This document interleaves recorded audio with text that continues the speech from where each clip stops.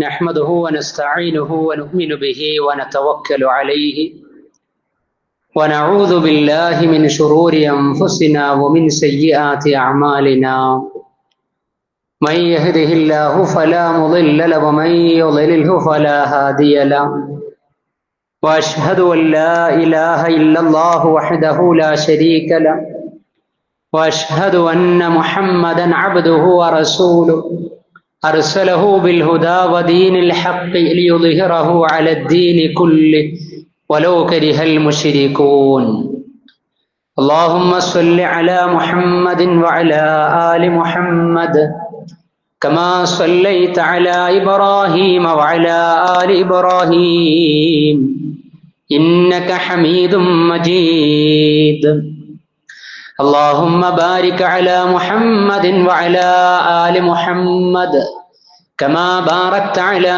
إبراهيم وعلى آل إبراهيم إنك حميد مجيد أما بعد فإن خير الكلام كلام الله وخير السنن سنن محمد صلى الله عليه وسلم وشر الأمور محدثاتها وكل محدثة بدعة وكل بدعة ضلالة وكل ضلالة في النار يا أيها الذين آمنوا اتقوا الله حق تقاته ولا تموتن إلا وأنتم مسلمون أعوذ بالله السميع العليم من الشيطان الرجيم بسم الله الرحمن الرحيم إن فرعون علا في الأرض وجعل أهلها شيعا يستضعف طائفة منهم يذبح أبناءهم ويستحيي نساءهم إنه كان من المفسدين ونريد أن نمن على الذين استضعفوا في الأرض ونجعلهم أئمة ونجعلهم الوارثين اللهم رب اشرح لي صدري ويسر لي أمري واحلل عقدة من لساني يفقه قولي إن أريد إلا الإصلاح ما استطعت وما توفيقي إلا بالله عليه توكلت وإليه أنيب. സ്നേഹം നിറഞ്ഞ സഹോദരി സഹോദരന്മാരെ, സത്യവിശ്വാസി വിശ്വാസിനികളെ, അല്ലാഹു സുബ്ഹാനഹു വ തആലയുടെ ദീനി വിധിവിലക്കുകളെ ജീവിതത്തിന്റെ എല്ലാ സമയ സന്ദർഭങ്ങളിലും പ്രാവർത്തികമാക്കി പരിശുദ്ധമായ പവിത്രമായ ദീനീ ജീവിതം നയിക്കുന്ന മുത്തഖീങ്ങളായ മുസ്ലിമീങ്ങളിലും മുഅ്മിനീങ്ങളിലും ഉൾപ്പെടണമേ എന്ന് എന്നെയും നിങ്ങളെയും ഒരുമിച്ച് ആമുഖമായി ഉണർത്തുകയാണ്, തഖ്വ കൊണ്ട് വസിയത്ത് ചെയ്യുകയാണ്. ധർമ്മനിഷ്ഠയിലൂടെ ഹലാലും ഹറാമും ശിർക്കും തൗഹീദും സുന്നത്തും ബിദ്അത്തും വ്യവച്ഛേദിച്ച് വേർതിരിച്ച് വിലയിരുത്തി വിശുദ്ധമായ ദീനീബോധം നിലനിർത്തുന്ന ഉൽബുദ്ധരിൽ ഉൾപ്പെടുക. അള്ളാഹു നമ്മെ വൈജ്ഞാനികമായും വിശ്വാസപരമായും കർമ്മപരമായും അനുഗ്രഹിക്കുമാറാകട്ടെ. പുതിയൊരു ഹിജറ വർഷത്തിലെ ആദ്യത്തെ മാസമായ മുഹറമിലൂടെയാണ് നമ്മൾ ജീവിച്ചുകൊണ്ടിരിക്കുന്നത്. മുഹറം മാസത്തിൽ നടന്ന വളരെ പ്രധാനപ്പെട്ട സംഭവം, മൂസാ നബി അലൈഹി സ്വലാത്തു വസ്സലാമയെ അല്ലാഹു സുബ്ഹാനഹു വ തആല ആ പ്രവാചകനെയും ആ പ്രവാചകനെ അനുധാവനം ചെയ്തവരെയും സ്വേച്ഛാധിപതിയും ക്രൂരനുമായ ഫറോവയിൽ നിന്ന്, റാംസസ് രണ്ടാമനിൽ നിന്ന് രക്ഷപ്പെടുത്തി എന്ന സംഭവം മുഹറം 10-നാണ് നടന്നത്. പ്രബലവും പ്രാമാണികവുമായ സംഭവം അതാണ്. പക്ഷേ സാമൂഹ്യ മാധ്യമങ്ങളിൽ, സോഷ്യൽ മീഡിയകളിൽ, വാട്സപ്പുകളിലൊക്കെ മനോഹരമായി അല്ലെങ്കിൽ ആവേശത്തോടു കൂടി പല ആളുകളും ഫോർവേഡ് ചെയ്യുന്ന മെസ്സേജിൽ പ്രവാചക പരമ്പരകളിലെ പല പ്രവാചകന്മാരും പല പരീക്ഷണങ്ങൾക്കും വിധേയമായതിന്റെ തുറവി ഈ മുഹറം 10 ചേർത്തുകൊണ്ട് പ്രചരിപ്പിക്കപ്പെടാറുണ്ട്. വലാ തഖ്ഫു മാ ലൈസ ലക ബിഹി ഇൽമ്, അറിവില്ലാത്തതിനെ കുറിച്ച് നമ്മൾ നിൽക്കാനും നിലപാടെടുക്കാനും അവിടെ നിൽക്കാനും പാടില്ല, പ്രചരിപ്പിക്കാനും പാടില്ല. പ്രാമാണികമായത് മാത്രമേ മതപരമായ വിഷയങ്ങളിൽ നമ്മൾ പ്രചരിപ്പിക്കാൻ പാടുള്ളൂ. മൂസാ നബി അലൈഹി സ്വലാത്തു വസ്സലാമയുടെ അതിജീവനവും രക്ഷയും തുറവിയും വിജയവും മുഹറം 10 നടന്നിട്ടുണ്ട് എന്ന് വെച്ച് യൂനുസ് നബി അലൈഹി സ്വലാത്തു വസ്സലാമയെ അള്ളാഹു മത്സ്യത്തിന്റെ വയറ്റിൽ നിന്ന് രക്ഷപ്പെടുത്തിയത്, കടലിൽ നിന്ന് രക്ഷപ്പെടുത്തിയത് മുഹറം 10 അതേപോലെ തന്നെ ഈസാ നബി അലൈഹി സ്വലാത്തു വസ്സലാമയെ ആകാശത്തിലേക്ക് ഉയർത്തിയത് മുഹറം 10 നമ്രൂദിന്റെ തീകുണ്ടാരത്തിൽ നിന്ന് പ്രവാചകൻ ഇബ്രാഹിം നബി അലൈഹി സ്വലാത്തു വസ്സലാമയെ രക്ഷപ്പെടുത്തിയത്, നൂഹ് നബി അലൈഹി സ്വലാത്തു വസ്സലാമയുടെ കപ്പൽ ജൂദി പർവ്വതത്തിൽ ചെന്ന് അണഞ്ഞത്, ഇങ്ങനെ ഓരോ പ്രവാചകന്മാരുടെയും ജീവിതത്തിൽ ഏറ്റവും നിർണായകമായ അതിജീവന നിമിഷങ്ങളെ, സംഭവങ്ങളെ മുഹറം 10 ചേർത്തിക്കൊണ്ടുള്ള പ്രചരണമുണ്ട്. അത് അസ്ഥാനത്താണ്, പ്രബലമല്ല, ദുർബലമാണ്. എന്നാൽ ഈ മുഹറം മാസത്തിൽ സവിശേഷമായി നമ്മൾ ചിന്തിക്കുകയും പഠിക്കുകയും ആദർശ പാഠം നേടിയെടുക്കുകയും ചെയ്യേണ്ട വലിയ ചരിത്രം ഉലുൽ അസ്മിൽപ്പെട്ട കലീമുല്ലാഹി മൂസാ നബി അലൈഹി സ്വലാത്തു വസ്സലാമയുടെ ചരിത്രമാണ്. ആ ചരിത്രത്തിന്റെ ചീന്തകളും ചിന്തകളും ഒക്കെ ആയിരിക്കണം ഈ സമയത്ത് നമ്മുടെ മനോമുകുരത്തിൽ ഉണ്ടായിരിക്കേണ്ടത്. മൂസാ നബി അലൈഹി സ്വലാത്തു വസ്സലാമയെ കുറിച്ച് പറയുമ്പോൾ പ്രാഥമികമായി നമുക്കും നമ്മുടെ മക്കൾക്കുമൊക്കെ മദ്രസ വിദ്യാഭ്യാസത്തിലൂടെ ബാലപാഠങ്ങളിലൂടെ ലഭിച്ചത് മൂസാ നബി ഈജിപ്തിലേക്ക് നിയോഗിക്കപ്പെട്ട പ്രവാചകൻ, ഫിർഔനുമായി സംവദിച്ച പ്രവാചകൻ, ബനൂ ഇസ്രായേൽ പീഡിത സമൂഹത്തെ ചെങ്കടൽ കടത്തിക്കൊണ്ടുപോയ പ്രവാചകൻ, ഇങ്ങനെ ചരിത്രത്തിന്റെ പല വശങ്ങളും നമ്മൾ മനസ്സിലാക്കിയിട്ടുണ്ട്.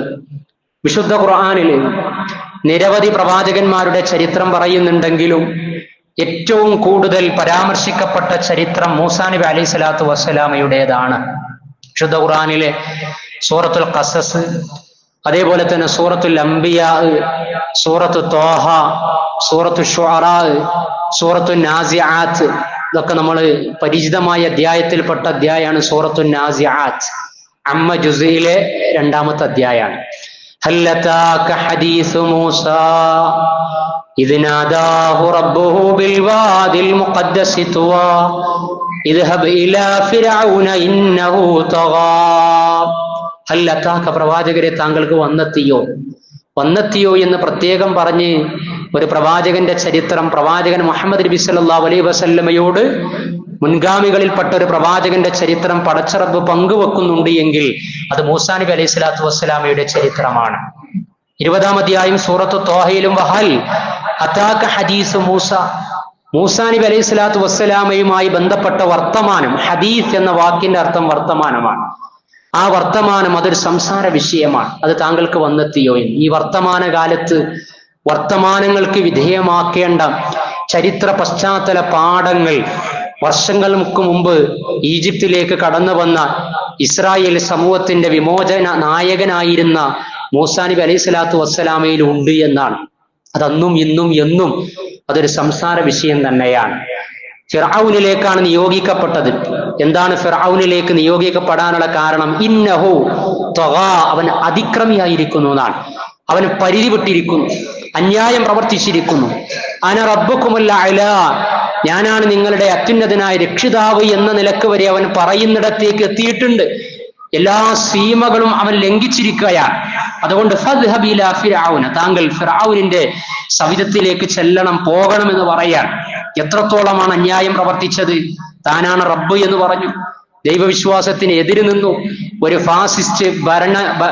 ഫാസിസ്റ്റ് ഭരണാധികാരിയുടെ അതിന്റെ മൂർത്തമായ എല്ലാ രൂപഭാവഭാവങ്ങളും, എല്ലാ തരത്തിലുമുള്ള അന്യായ അക്രമങ്ങളും ഉന്മൂലന സിദ്ധാന്തങ്ങളും ഒക്കെ ഫറോവ റാംസസ് 2ാമനിൽ ഉണ്ടായിരുന്നു എന്നാണ്. ആമുഖമായി ഞാൻ ഓതിവെച്ച ആയത്ത് 28ാം അധ്യായം സൂറത്തുൽ ഖസസിലെ 3, 4, 5 സൂക്തങ്ങളാണ്. അല്ലാഹു സുബ്ഹാനഹു വ തആല പറയുകയാണ്, ഇന്ന ഫിർഔന അലാ ഫിൽ അർളി വജഅല അഹ്ലഹാ ശിയഅൻ യസ്തദ്ഇഫു ത്വായിഫതൻ മിൻഹും ഇന്ന ഫിർഔന അലാ ഫിൽ അർളി തീർച്ചയായിട്ടും ഫിർഔന് ഈ ഭൂമിയിൽ അവൻ ഔന്നിത്യം കാണിക്കുകയാണ്, അവൻ അഹങ്കാരം കാണിക്കുകയാണ് എന്ന്. അധികാരം കിട്ടുന്ന സമയത്ത് അഹങ്കാരം കാണിക്കാൻ പാടില്ല എന്നും, ഒരു മുസ്ലിം ജീവിതത്തിന്റെ ഒരു സമയത്തും ഒരു നിമിഷം പോലും അഹങ്കാരിയായി മാറാൻ പാടില്ല എന്നും പഠിപ്പിക്കപ്പെടുകയാണ്.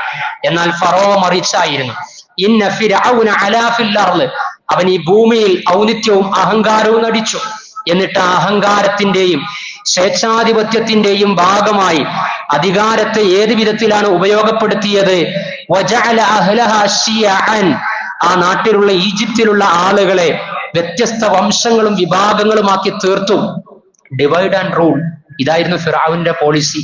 നമ്മൾ ചരിത്രത്തില്, ആധുനിക ചരിത്രത്തില് ജനാധിപത്യത്തിന്റെ പെരുമ അവകാശപ്പെടുന്ന രാഷ്ട്രങ്ങളിലടക്കം അധികാരം ലഭിക്കുന്ന സമയത്ത് പലപ്പോഴും ആ അധികാരത്തിന്റെ വഴിയും ലഭിച്ചതിന് ശേഷവുമൊക്കെ മനുഷ്യരെ ഭിന്നിപ്പിച്ചുകൊണ്ട് സ്വാർത്ഥ ലാഭത്തിനും അധികാരത്തിലേക്കും എത്തിക്കുന്ന, അല്ലെങ്കിൽ അതിലേക്ക് എത്തിച്ചേരുന്ന കാര്യങ്ങളൊക്കെ നമ്മൾ കാണാറുണ്ട്. എങ്കിൽ ഇത് പണ്ടേ നടന്നു പോയിട്ടുണ്ട്.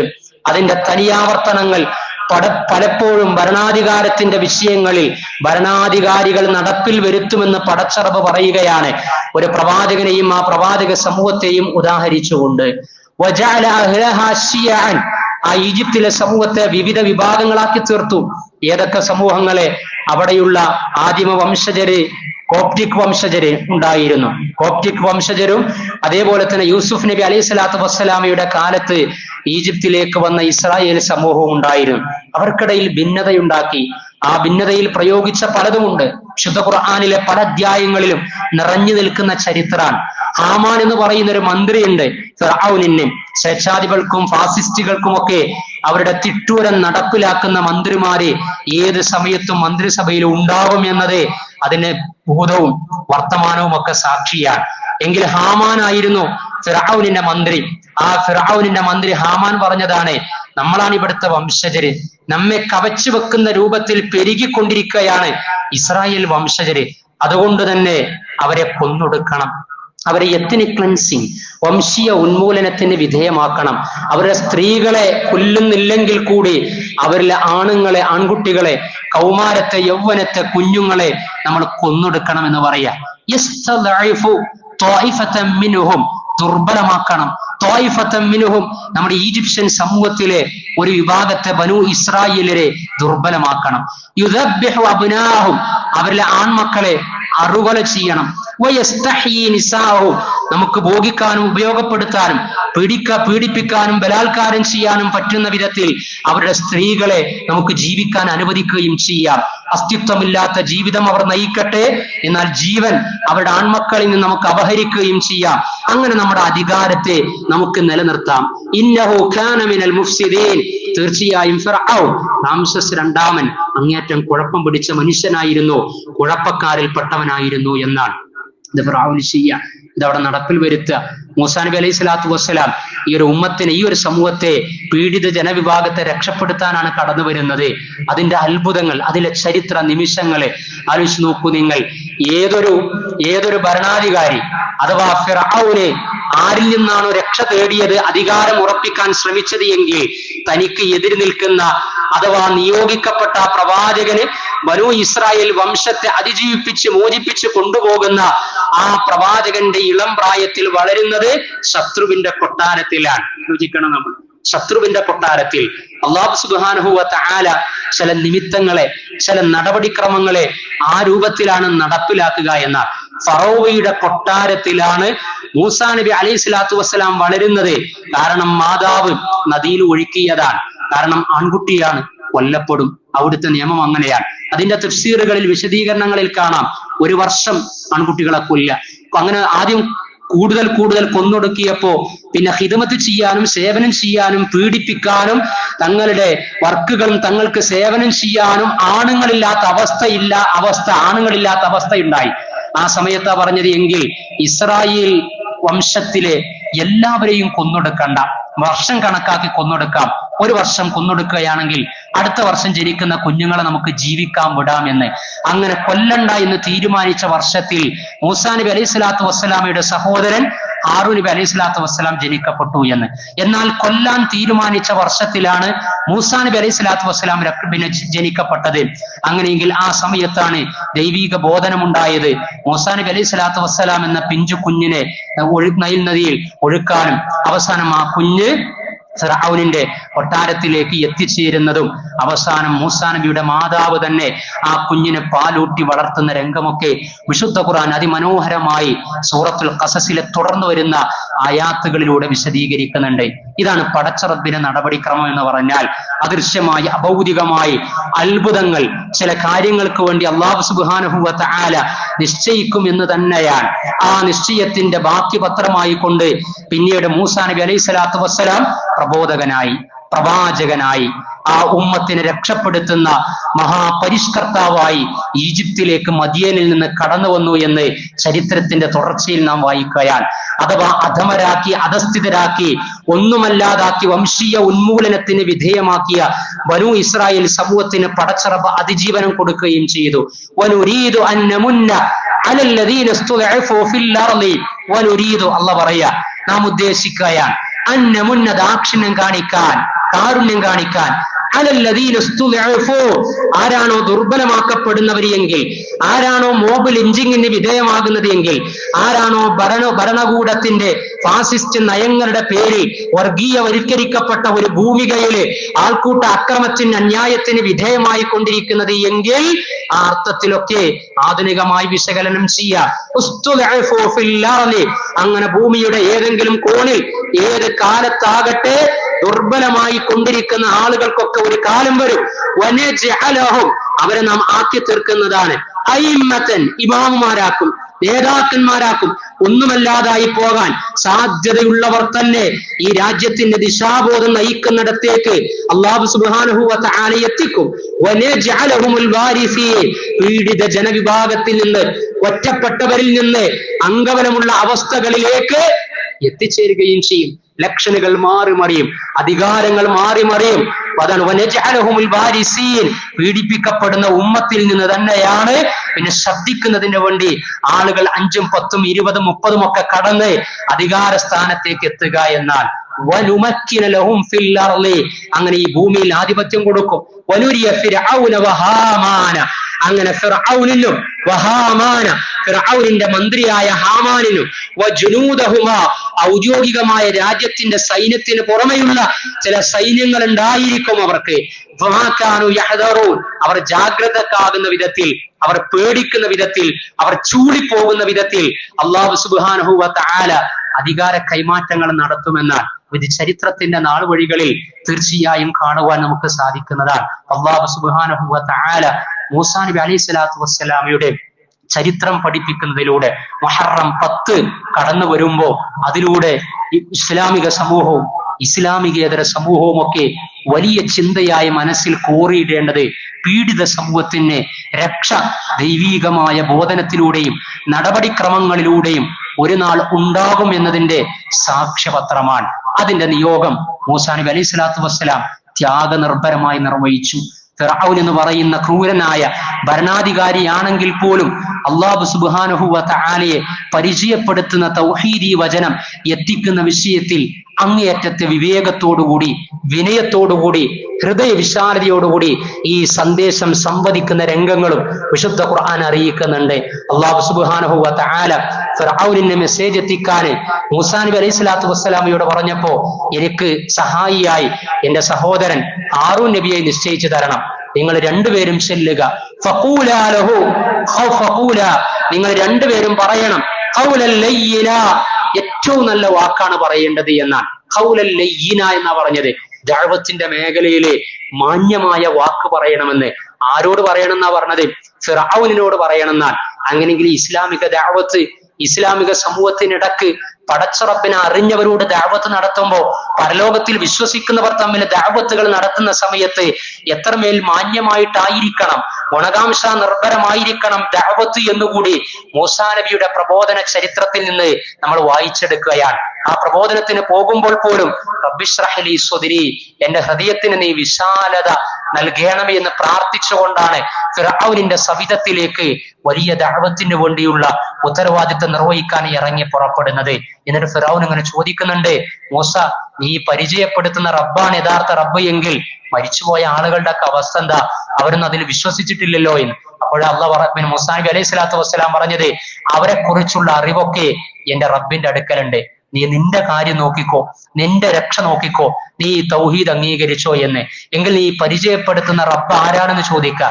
മൻ റബ്ബുക്കുമായ മൂസ, നിങ്ങൾ ഈ പറയുന്ന നിങ്ങളുടെ രണ്ടുപേരുടെ റബ്ബാരാ, ഏകനായ ദൈവമാരാൻ, ഞാനില്ലാത്തൊരു റബ്ബാരാൻ. അപ്പൊ മൂസാ നബി അലൈഹി സ്വലാത്തു വസ്സലാം അള്ളാഹിനെ പരിചയപ്പെടുത്തുക. ഖാല റബ്ബുനല്ലദീ അഅ്താ കുല്ല ശൈഇൻ ഖൽഖഹു സുമ്മ ഹദാ, എന്റെ റബ്ബ് എന്ന് പറയുന്നത്, ഞങ്ങളുടെ രക്ഷിതാവ് എന്ന് പറയുന്നത് എല്ലാത്തിനെയും സൃഷ്ടിക്കുകയും ആ സൃഷ്ടിച്ചതിന് ശേഷം ഓരോ സൃഷ്ടിയും എവിടെയാണോ സൃഷ്ടിക്കപ്പെട്ടത് എങ്കിൽ, എങ്ങനെയാണോ സൃഷ്ടിക്കപ്പെട്ടത് എങ്കിൽ, ഓരോ കാലാവസ്ഥക്കനുസരിച്ച്, ഓരോ സൃഷ്ടിഘടനക്കനുസരിച്ച്, ഓരോ പരിതസ്ഥിതിക്കനുസരിച്ച് നല്ല രൂപത്തിൽ മുന്നോട്ട് പോകാൻ സാധിക്കുന്ന പ്രകൃതം കൊടുത്തുകൊണ്ട് ഈ ലോകത്ത് സൃഷ്ടിപ്പ് നടത്തുന്നവനാണ് എന്റെ രക്ഷിതാവ് എന്ന് മൂസാ നബി അലൈഹി സ്വലാത്തു വസ്സലാം പരിചയപ്പെടുത്തുകയാണ്. നമ്മളും ദഅവത്തില് നമ്മുടെ മക്കൾക്ക്, കുടുംബങ്ങൾക്ക് അല്ലാഹു സുബ്ഹാനഹു വ തആലയെ പരിചയപ്പെടുത്തുമ്പോ എങ്ങനെയാണ് കാലോചിതമായി പരിചയപ്പെടുത്തേണ്ടത് എന്ന സന്ദേശം, ആരാണ് സർവശക്തൻ, ആരാണ് അല്ലാഹു സുബ്ഹാനഹു വ തആല, ആരാണ് സൃഷ്ടാവ്, ആ സൃഷ്ടാവ് കോറിയിട്ട പ്രപഞ്ച ദൃഷ്ടാന്തങ്ങൾ അവൻ അടയാളപ്പെടുത്തിയത്, അതിലൂടെ മനുഷ്യന്റെ ദൈശനികതയിലേക്ക് ക്ഷണിച്ചുകൊണ്ട് തൗഹീദിനെ ഊട്ടിയുറപ്പിക്കുന്ന ഉത്ഖനമുള്ള വാക്കാണ് മൂസാ നബി അലൈഹി സ്വലാത്തു വസ്സലാം അന്ന് പടച്ചറബിനെ പരിചയപ്പെടുത്തി ഫിർഔനിനോട് സംസാരിച്ചത് എന്ന് വിശുദ്ധ ഖുർആൻ അറിയിക്കുകയാണ്. ഇങ്ങനെ പല വിധത്തിലായിട്ട് പല മാനങ്ങളിൽ തൗഹീദി ബോധത്തെ അങ്ങേയറ്റത്തെ തവക്കുലോടെ മൂസാ നബി അലൈഹി സ്വലാത്തു വസ്സലാം നിർവഹിക്കുകയും അങ്ങനെ വിശ്വസിച്ച ജനവിഭാഗവുമായി കൊണ്ട് നൈൽ നദി കടത്തിക്കൊണ്ടുപോയി അവരെ ചെങ്കടൽ കടത്തി അവരെ രക്ഷപ്പെടുത്തുകയും ചെയ്ത വലിയ ഒരു സംഭവത്തിന് സാക്ഷ്യം വഹിച്ച മാസമാണ് മുഹറം. മുഹറം 10 എന്ന് പറയുന്നത് അല്ലാഹു സുബ്ഹാനഹു വ തആല ആ ചരിത്രത്തിന് തൗഹീദി ബോധനത്തിലൂടെ ഏത് പരീക്ഷണ പ്രയാസ പ്രതിസന്ധികൾ കിടക്കും പാഠം ഉൾക്കൊള്ളുന്ന ഉൽബുദ്ധരിലും മുവഹിദുകളിലും അങ്ങനെയുള്ള മുത്തവക്കിലീങ്ങളിലും നമ്മെ ഉൾപ്പെടുത്തി അനുഗ്രഹിക്കുമാറാകട്ടെ.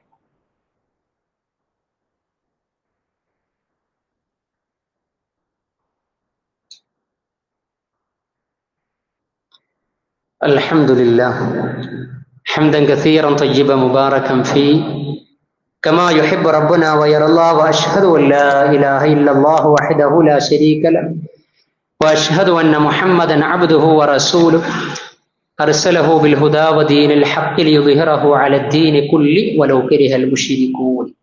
സ്നേഹം നിറഞ്ഞ സഹോദരി സഹോദരന്മാരെ, സത്യവിശ്വാസി വിശ്വാസിനികളെ, അള്ളാഹുവിന്റെ വിധിവിലക്കുകൾ ജീവിതത്തിന്റെ എല്ലാ സമയത്തും പാലിച്ച് സംതൃപ്തിയും സമാധാനവുമുള്ള ഐഹിക ജീവിതവും മോക്ഷം ലഭിക്കുന്ന പരലോക ജീവിതത്തിലേക്കുള്ള തയ്യാറെടുപ്പും നടത്തുന്നവരിൽ ഉൾപ്പെടണമേ എന്ന് രണ്ടാമതൊരിക്കൽ കൂടി എന്നെയും നിങ്ങളെയും ഒരുമിച്ച് ഓർമ്മപ്പെടുത്തുകയാണ്, ഉണർത്തുകയാണ്. അള്ളാഹു നമ്മെ അനുഗ്രഹിക്കുമാറാകട്ടെ. മുഹറം മാസം പവിത്ര മാസമാണ്. കഴിഞ്ഞ ഖുതുബയിൽ ഈ മാസത്തെ പ്രത്യേകിച്ച് അതിൽ ആദ്യ 10 ദിനങ്ങളെ നഹ്സായി, അശുഭ ലക്ഷണമായി, അവലക്ഷണമായി, ദുശഗുണമായി കണക്കാക്കുന്ന ചിന്താഗതികൾ ഉണ്ടാകാറുണ്ട് എന്ന് നമ്മൾ പറഞ്ഞിരുന്നു. മുഹറം മാസത്തിലെ ഏറ്റവും നിർണായകമായ സംഭവം മൂസാ നബി അലൈഹി സ്വലാത്തു വസ്സലാമയെ അള്ളാഹു രക്ഷപ്പെടുത്തിയത് തന്നെയാണ്. അതുകൊണ്ട് ഈ മാസത്തിൽ പ്രത്യേകമായി ഒരു മുസ്ലിമിന് ഏതെങ്കിലും തരത്തിലുള്ള അനുഷ്ഠാന കർമ്മം നിർവഹിക്കാനുണ്ടോ എന്ന് ചോദിച്ചു കഴിഞ്ഞാൽ വ്രതാനുഷ്ഠാനമാണ് നിർവഹിക്കാനുള്ളത്. ആ വ്രതാനുഷ്ഠാനം നിർവഹിക്കാനുള്ള കാരണം ആദ്യത്തെ ഖുതുബയിൽ സൂചിപ്പിച്ചത് തന്നെയാണ്. അള്ളാഹുവിന് ശുക്ർ ചെയ്തുകൊണ്ട് മൂസാ നബി അലൈഹി സ്വലാത്തു വസ്സലാം നോമ്പ് നോറ്റു.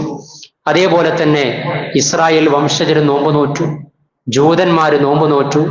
അൻ ഇബ്നു അബ്ബാസ് റളിയല്ലാഹു അൻഹുമാ ഖാല ഖദിമൻ നബി സല്ലല്ലാഹു അലൈഹി വസല്ലം അൽ മദീന, പ്രവാചകൻ സല്ലല്ലാഹു അലൈഹി വസല്ലം മദീനയിലേക്ക് എത്തി.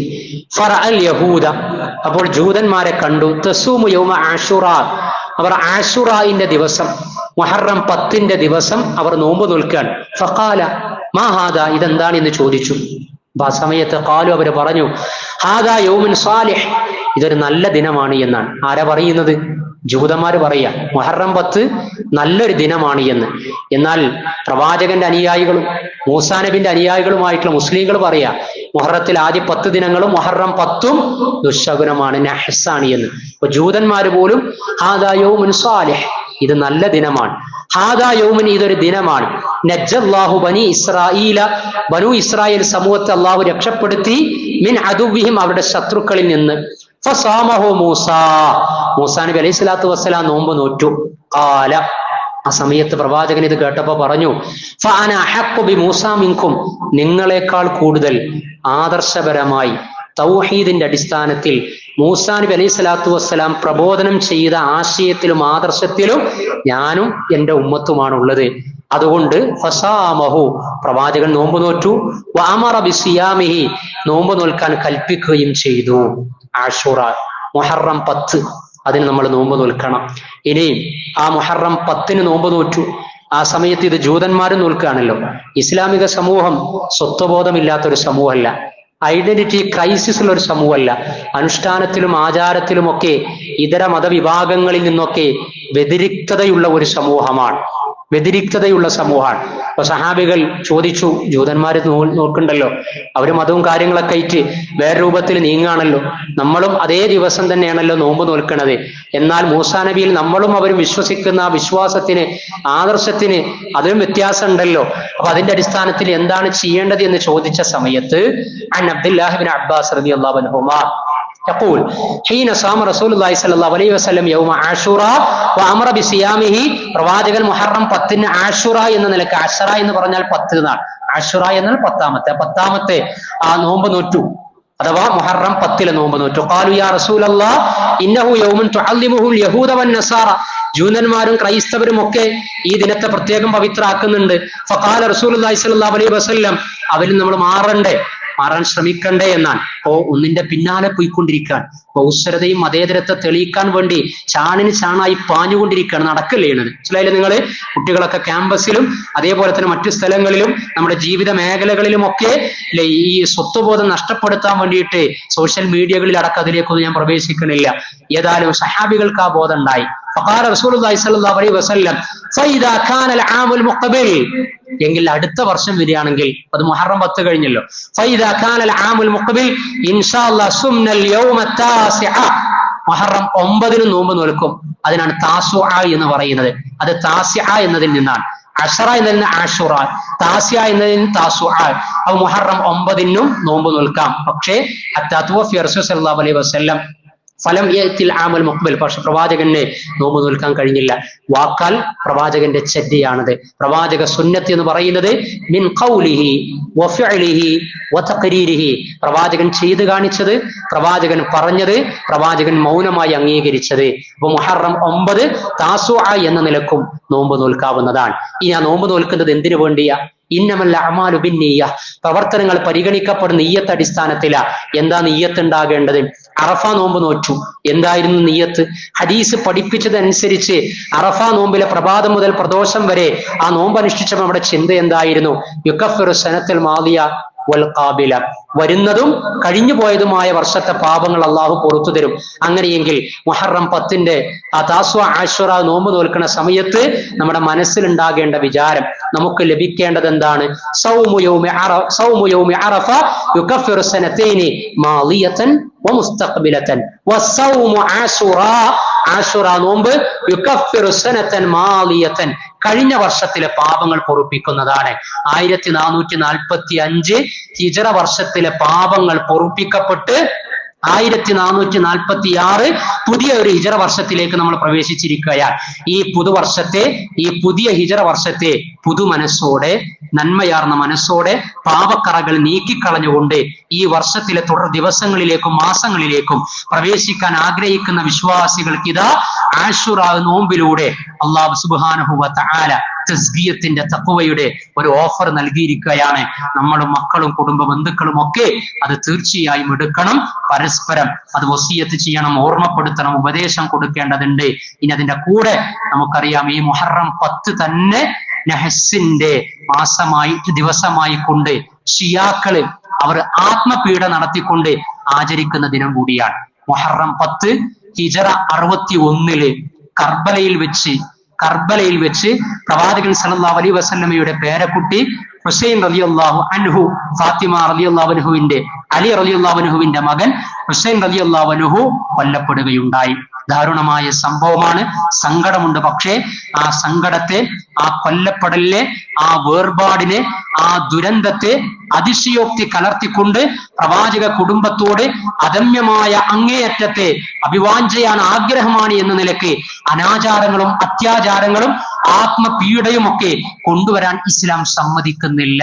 എന്നാൽ ഷിയാക്കള് അവർ പല രാജ്യങ്ങളിൽ, ഇറാനിൽ, അതേപോലെ തന്നെ നോർത്ത് ഇന്ത്യയിൽ, പാകിസ്ഥാനിൽ, അതേപോലെ തന്നെ നമ്മുടെ ഷിയാക്കൾ ജീവിക്കുന്ന ഏരിയകളിലൊക്കെ അവർ ഇത്തരത്തിൽ ആത്മപീഡ, ഹുസൈൻ റളിയല്ലാഹു അൻഹു കൊല്ലപ്പെട്ടതിന്റെ പേരിൽ അവർ ആ സങ്കടം പ്രത്യേക തരത്തിൽ കത്തികൊണ്ടൊക്കെ വരിഞ്ഞിട്ടൊക്കെ ആയിട്ട് പല രൂപത്തിലും റോഡുകളിലും ഒക്കെയായി, ഇനി യൂട്യൂബുകളിലും സോഷ്യൽ മീഡിയകളിലും ഒക്കെ അങ്ങനെയുള്ള രംഗങ്ങൾ കാണും. കത്തിയെടുത്ത് ആത്മപീഡ നടത്താൻ ഇസ്ലാം പറഞ്ഞിട്ടില്ല. അങ്ങനെയുള്ള ആ ഷിയാക്കളുടെ അത്തരത്തിലുള്ള അനാചാരങ്ങളെയാണ് ഈ ക്രിമിനൽ റാത്തീബ് എന്നൊക്കെ പറയുന്ന രൂപത്തിൽ, കത്തിക്കുത്ത് റാത്തീബ് എന്നൊക്കെ പറഞ്ഞിട്ട്, അങ്ങനെ ആ രൂപത്തിലുള്ള റാത്തീബ് ഒന്നും ഇസ്ലാമിന് ബന്ധമില്ല. അങ്ങനെ പലപ്പോഴും നടക്കാറുണ്ട്. അത് എവിടെ നിന്ന് വന്നതാണ് എന്ന് പലപ്പോഴും നമ്മൾ ചിന്തിക്കാറുണ്ട്. എങ്കിൽ അതിന്റെ ഉത്തരം ഷിയാക്കളുടെ ഇത്തരത്തിലുള്ള പ്രവർത്തികളിൽ നിന്നാണ്. ആ സംഗതി കേരളക്കരയിലേക്കും ഷിയാക്കളല്ല അഹ്ലുസുന്നയാണ് എന്ന് അവകാശപ്പെടുന്നവരിലേക്ക് അറിഞ്ഞോ അറിയാതെയോ എത്തിച്ചേർന്നിട്ടുള്ളത്. ഒരിക്കലും മുഹറം 10 അങ്ങനെ നഹസായി കാണാൻ പാടില്ല. ആ രൂപത്തിൽ ഹുസൈൻ റളിയല്ലാഹു അൻഹു കൊല്ലപ്പെട്ടതിന്റെ പേരിൽ അതൊരു ദുശ്ശകുനമാക്കി മാറ്റാൻ പാടില്ല. ആത്മപീഡ നടത്താൻ പാടില്ല. അങ്ങനെ ആരെങ്കിലും കൊല്ലപ്പെട്ടതിന്റെ പേരിൽ അങ്ങനെ നമ്മൾ അതിശയോക്തി കലർന്ന വിധത്തിലൊക്കെ കാര്യങ്ങൾ കൂട്ടിക്കലർത്തുകയാണെങ്കിൽ പ്രവാചകന്റെ പിതൃവ്യൻ ഹംസ റളിയല്ലാഹു അൻഹു കൊല്ലപ്പെട്ടിട്ടുണ്ട്. ഇസ്ലാമിക ലോകത്തിന്റെ 3 ഖലീഫമാരെ ഖിലാഫത്തു റാഷിദയിൽ കൊല്ലപ്പെട്ടിട്ടുണ്ട്. ഉമർ റളിയല്ലാഹു അൻഹു, ഉസ്മാൻ റളിയല്ലാഹു അൻഹു, അലി ഇബ്നു അബീ ത്വാലിബ് റളിയല്ലാഹു ഇവരൊക്കെ കൊല്ലപ്പെട്ടതാണ്. അവരുടെ കൊല്ലപ്പെടലുമായി ബന്ധപ്പെടുത്തിയിട്ട് ഈ പറയും പ്രകാരത്തില് സങ്കടം രേഖപ്പെടുത്തലില്ല എങ്കിൽ ഹുസൈൻ റളിയല്ലാഹു അൻഹുമായി മാത്രം ബന്ധപ്പെടുത്തിക്കൊണ്ട് മുഹറം 10 പ്രത്യേകമായിട്ടുള്ള ചില കാര്യങ്ങളൊക്കെ ഉണ്ടാക്കുക എന്ന് പറയുന്നത് നമുക്ക് തിരിച്ചറിയാവുന്നതാണ്.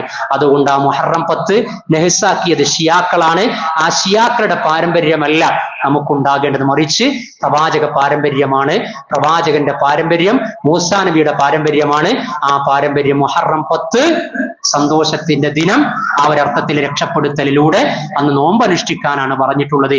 ഈ കാര്യം കൂടി ഈ ദിനം കടന്നു വരുന്ന സമയത്ത് നമ്മൾ ചിന്തിക്കുകയും ആലോചിക്കുകയും ശ്രദ്ധിക്കുകയും ചെയ്യണം. അല്ലാഹു സുബ്ഹാനഹു വ തആല ദീനീ ജീവിതത്തിന്റെ ഭാഗമായുള്ള സർവ്വ കാര്യങ്ങളെയും പ്രാമാണികമായി വിലയിരുത്തി അങ്ങനെ വിശ്വസിക്കാനും ആചരിക്കാനും അനുഷ്ഠിക്കുവാനുമുള്ള പ്രാമാണിക ബോധം മരിക്കുന്നത് വരെ ഈ ഉമ്മത്തിന് നമുക്ക് നിലനിർത്തി തരുമാറാകട്ടെ.